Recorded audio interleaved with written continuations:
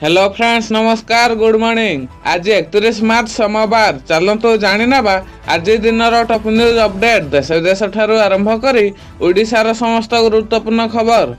प्रथम खबर Bengaluru Kamakhya Express line च्युत ट्राक रु खसिला 11टी बगी दुर्घटना जनकर मृत्यु होइथिबा सूचना रही। चौद्वार निर्गुंडी निकटर यह घटना घटी। मृतकों परिवार को सहायता राशि प्रदान करा नहीं घोषणा करिसेंते राज्य सरकार। परवर्ती खबर राज्य में बढ़ुची असहाय महिला संख्या। विधानसभा बीजेपी विधायक ओम प्रकाश मिश्र प्रश्नर उत्तर रखिंट उपमुख्यमंत्री प्रभाती परिड़ा। राज्य में 11,500 रु अधिक महिला असहाय चिन्हट होइछन्ते। किए स्वामी परित्यक्ता तो किए असहाय महिला रहिछन्ते। सेमानंक कल्याण पाई सरकार आश्रय गृह रे रहिबा सह विकास पाई विभिन्न धंदामूलक तामिल व्यवस्था कराउछन्ते। परवर्ती खबर टाटा पावर मनमानी अभियोग बिना नोटिस रे काटिदेले विद्युत संयोग जबरदस्ती टंका आदाय करबाकू देले धमक समय न दे सीधा सड़क कले संयोग विच्छिन्न एभली अभियोग आसीची सुवर्णपुर जिला वीर महाराजापुर ब्लॉक रो बहलप्रद ग्रामरू। परवर्ती खबर अंत्योदय योजनार शुभारंभ करिसेंते मुख्यमंत्री मोहन चरण माझी। भवानीपाटन रे एहार शुभारंभ करिसेंते मुख्यमंत्री। राज्यर प्राय 50,000 हिताधिकारी को मिलिबो अंत्योदय योजनार गृह। एही योजनार उपकृत हेबाकू जाउछन्ती भिन्नक्षम रोगाक्रांत शहीद परिवार हाथी उपद्रव एवं बन्या बात्या क्षतिग्रस्त योग्य परिवार।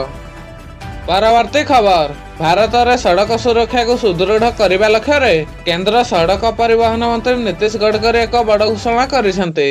केंद्र सड़क परिवहन मंत्री कहिसेंते जे एबे प्रत्येक 2 चकिया वाहन सह 2टी ISI सर्टिफाइड हेलमेट देवा बाध्यतामूलक।